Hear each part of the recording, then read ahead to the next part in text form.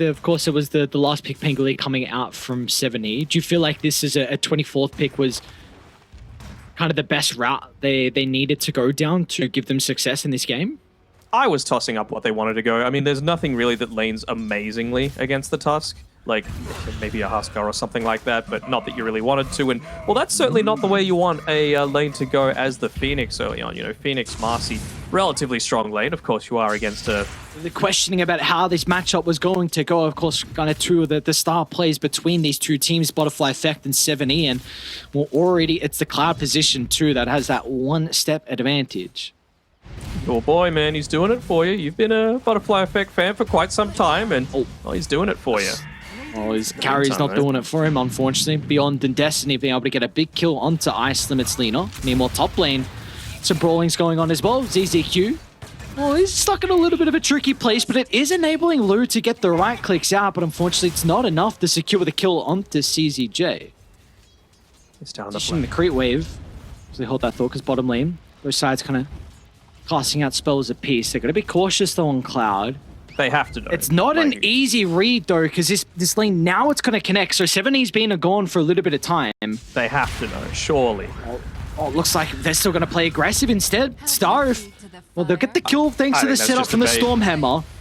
They'll be like, we'll take a dead Phoenix. 7E, without a doubt. Phoenix goes down, but it's such an incredible trade from them.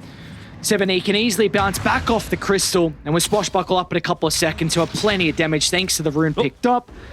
He'll make him work for it, but it's in the end beyond that reaps the rewards for getting a kill. So what a movement from 7E, and you take a look at that as well. Like ZZQ's like, I'm happy to get a little bit of experience mid-off lane Ice Limit. They've been in a little bit of trouble, but Lou's actually going to think twice about committing with his TP. I mean, look at what they're doing all the while, though. 7E's just standing behind the tier 1 tower. He's going to push out the next wave, keep a lot of this experience just going away for free. Prevent Cloud, it'll cause a defensive rotation. They'll get the victory, but it's not going to matter. Stuck inside the treants. CSJ, plenty of damage, but the overwhelming odds. You mentioned how the treants are just going to set him up perfectly for a nuke. You may as well just use it together. Look at Starve. Really great positioning out of the Sven. But now that they saw him go all the way down the stairs, the wraparound might actually pay off for YBB. They've got their ultimates to work with as well, with the hookshot being on the mark. Ice Limit's in a lot of trouble as Luke is going to TP over to the backline, and now they're going to turn over to the Sven as well. He was acting as the bodyguard, but as soon as he stepped out of position, that was when YBB were able to pounce.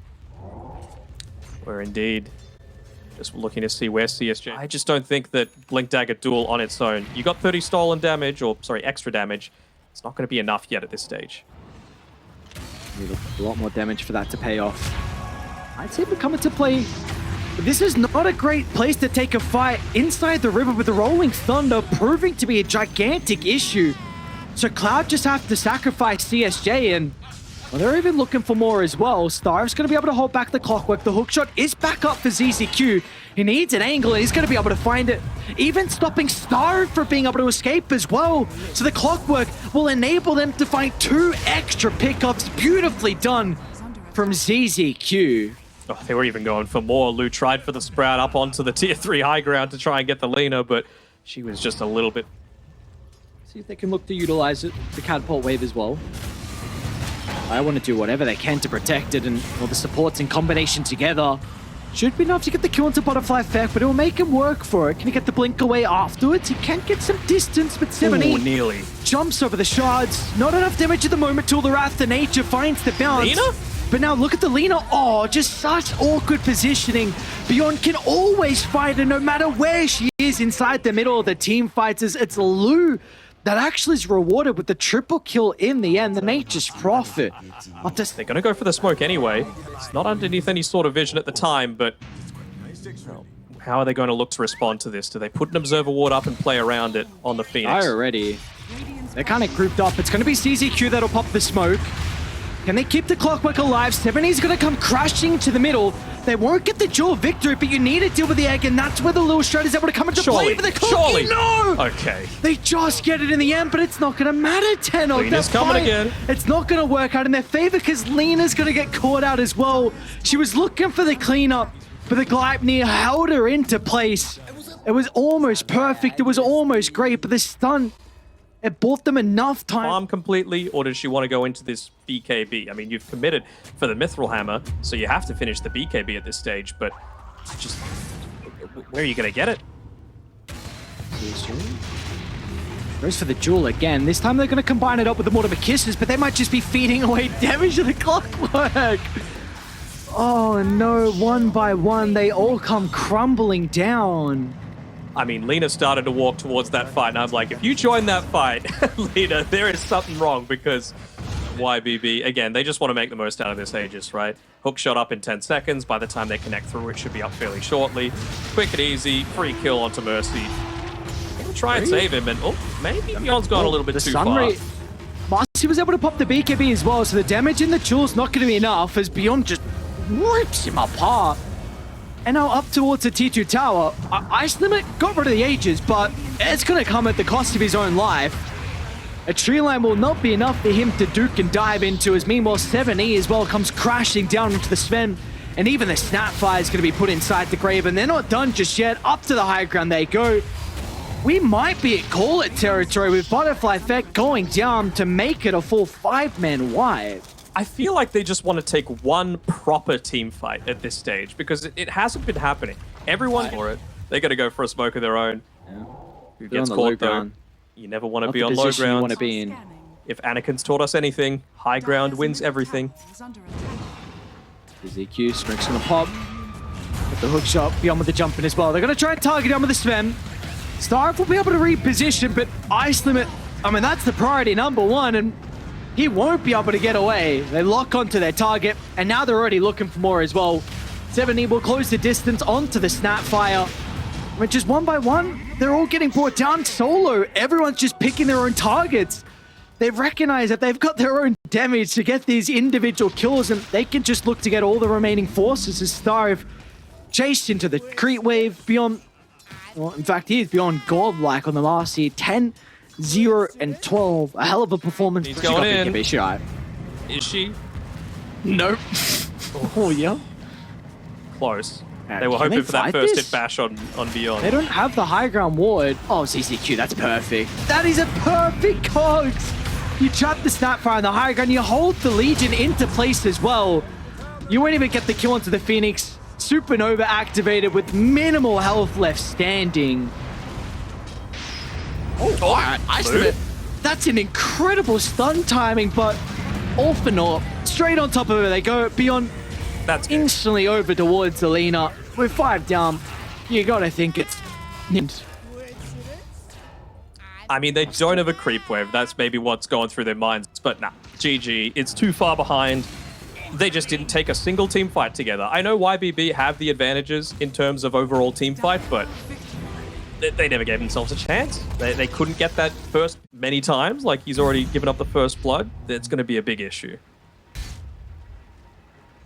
First blood picked up. They will be able to trade the life of the Dawnbreaker, though, so a 1-for-1. Sarah's going to be able to get the bonus gold, though, so Dawn will be able to come back to the lane and maybe bring some extra resources for Ice Limit, because he's kind of lacking in that department at the moment. Only has one Tango here for the troll to play with.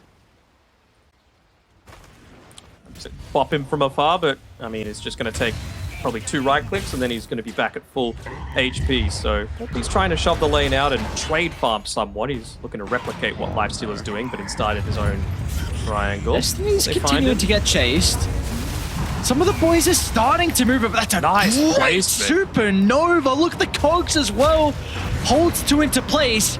They'll just get out of range of the egg, so the stun won't be there, but the death well and truly dealt. So right click from downtown secures the second kill for YBB off the back of a picture-perfect egg. Well worthy of it. Working his way in towards the Battle Fury on the Troll Warlord. Nearly got it as Mercy. Okay. Solar Guardian. Actually, Mercy's taking up a lot of spells, and now Bushwhack's going to connect onto Destiny. Calling Blade instantly used, but it's not going to matter. Sees yet. That's a huge onslaught into the middle. Slams down one. As soon as they see Lou show up, they're going to have to respect the Lifestealer.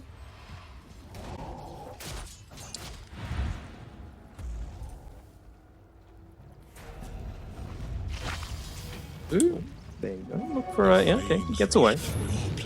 I might go for the Tusk instead. They the do have damage? Supernova Nice if they throwing need blade. to use it defensively. But 70 just rolls himself into an awkward position, but he can combine with Lou to get the kill onto the Hoodwink. And now Lou's going to turn to Starve, man. They got some big life stealer issues. Across the map, though, CSJ gets a free kill onto Beyond. That's a solo one for himself. Okay, that's pretty nice. Look at him play across the map. Mercy and CSJ in combination together. Going to have to be pretty quick with this. Meanwhile, inside there on Triangle, though, they're onto Ice Limit as well. 70 in combination with Lou. Should be an easy way to secure the kill. He'll try and play around with the Battle Trance, but that's where the Helmet's able to come into play. Runny, brother, further away from your own tower. It's not going to matter. There's nothing you can do to escape. 70 just yoinks away the kill as well, saying, you know what, it never would have happened if not for my haste rune and my stuns. So able to get a little bit of map presence back, unless they catch out Beyond. But again, that fresh BKB could do wonders for him. Yeah, we'll see if it's going to come into play here. They'll try and start up with the damage from CSJ. Perfect use of the chain control, but Beyond's going to be able to get that magic immunity off. And now they'll look to turn it around inside the river. Starve will be caught off guard, and Cloud, they're on full retreat. The Primal Beast will escape. Mercy, well, he won't be able to have the same fate. Calling for Mercy, praying for them to leave him alone, but not to be. Once again, Cloud, I mean, they made the attempt, but weren't able to bring down that key. It's like, you're 14k ahead, you don't need damage. I need to try and protect Destiny, though. That's where 70 is able to come into play. Snowball, is it going to be long enough to actually kite Mercy's ultimate? It will be the case, but still, the onslaught's pretty good. The damage is there for the moment, but as soon as the Supernovas cast it down in the middle of the team fight, Team Cloud need a retreat. Back to the high ground they go, but Lou knows no way to stop. Further and further onwards he goes. Infest's going to keep him alive for the moment, but it won't keep 70 alive.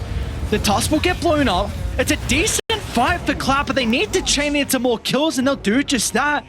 Even the Nature's Prophet's going to be called off as well, so finally, Cloud are able to catch a break and kill off 3 members. Can they get Roche now off the back of this? Well, that's got to be cautious you don't lose Troll. Lou pops out. First hit bash, he's looking for more. He's going to be able to find it. That long rage duration helps him secure the kill, and now a couple of right clicks, a couple of swipes. We'll add another one to the tally. Lou dominating streak. I mean, that's a nice way to be able to find the Nature's You'll Prophet. get nothing out of it. Yeah, it doesn't feel great, does it? And, well, 50 seconds, no Troll Warlord, no buyback, AC completed. Aegis for another 3 minutes. They're just going to push this one in, and, well, Butterfly FX trying his best to keep the lane from being outside the base, but that's going to disable any kind of backdoor protection. CSJ? CSJ. I mean, he's just trying to clear the creep wave, man. He's got buyback. He's got to expend his life to something. And Yo. That's not good. that's not good at all. Oh, Nomad fan club in shambles. Oh, not just Nomad's fan club, but Cloud's in shambles as well. This is not a good sign for their